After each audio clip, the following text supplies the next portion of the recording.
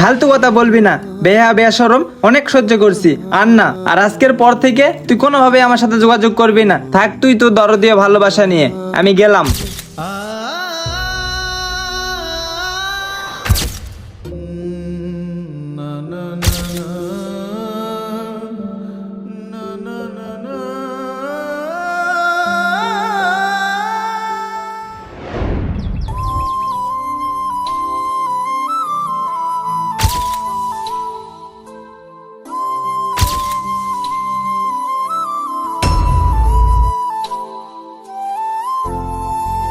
আরে রুহি, তুমি এখানে?